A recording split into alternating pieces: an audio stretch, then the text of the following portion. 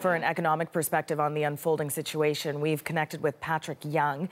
We've checked in with him often during the Greek financial crisis. He's a global markets analyst, and he's in Torun, Poland. First of all, early indications, polls show the no side is winning here. What is your reaction? I can't honestly say I'm particularly surprised. First of all, I mean, we're certainly seeing something like 61% no vote.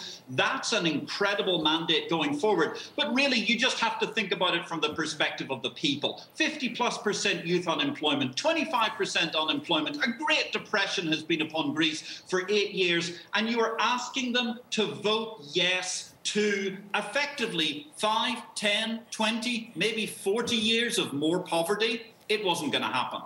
And, you know, people saying that the Greek prime minister's game plan was this result because he wanted to strengthen his position when negotiating with creditors. Do you think that's the case?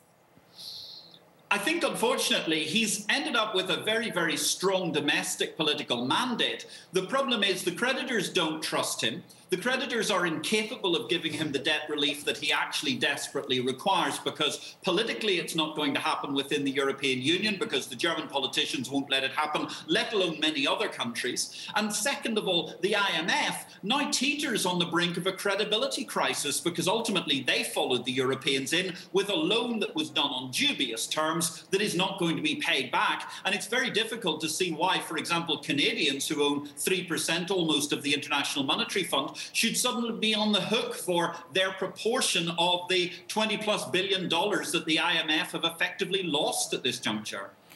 What about this eurozone X factor here and the fact that Greece will exit the eurozone? But, you know, some analysts say it will only be temporary. It won't be a permanent thing. What's your take on that? Well, ultimately, I mean, if we think about this whole vote has been really what the ultimate oxymoron in many ways, hasn't it?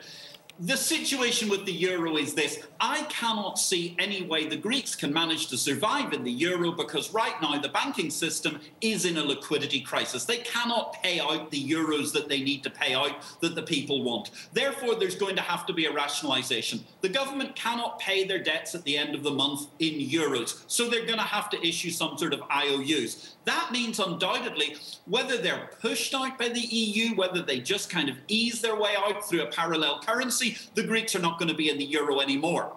When they suddenly see the possibility that they can get economic growth, because, for example, tourists will start coming to Greece because it'll be much cheaper to buy in a new drachma that's much, much, much lower value compared to the existing euro, I simply find it impossible to believe that the Greeks are suddenly going to turn around and go, yeah, you know what, we'd love to be back in the euro. We'll take on all of our old debts that we were going to be paying for the next 40 or 50 years, and we'll go back to that debt servitude thing. This is the end of the Greeks in the eurozone, as far as I can see. It's taken us 5 years to get here, and the tragedy is the Greeks have suffered immeasurably because of the hubris of the European Union in trying to keep its banking system and the euro currency stitched together with duct tape. So essentially what you're saying then, Greece will produce its own currency then, the drachma, you were saying?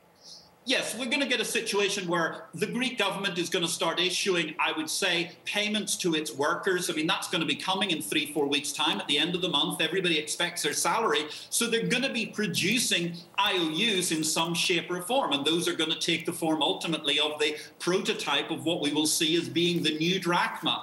It's bound to happen at this juncture, because there's simply no way back for the eurozone membership that Greece had up to now. And indeed, with Greece being such a small economic component of the eurozone, about 1.8%, the next step is Brussels is going to try and save face, and Brussels is going to say, oh, well, Greece was never that important to us. The strong will gather together, the strong will survive, the eurozone will go on to prosper. But in truth, tonight, the eurozone has been critically damaged because of the incompetence of Brussels. And it'll be interesting to see how this plays out when the markets open tomorrow as well. But let's talk about Canada and the potential impact here.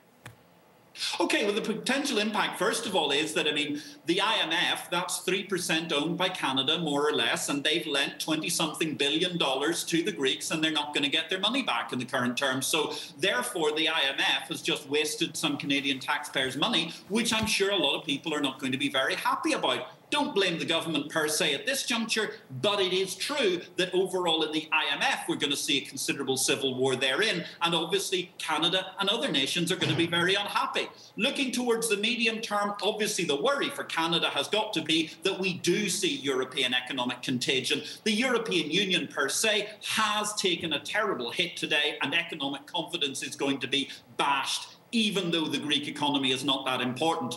On a micro level, one of the things I would possibly say is that Canadians are looking for a little bit of autumn sun. They're probably going to be able to find their holidays, their dream holidays that they want to have on the Aegean in some beautiful Greek island will be a significant amount cheaper in loonies come September.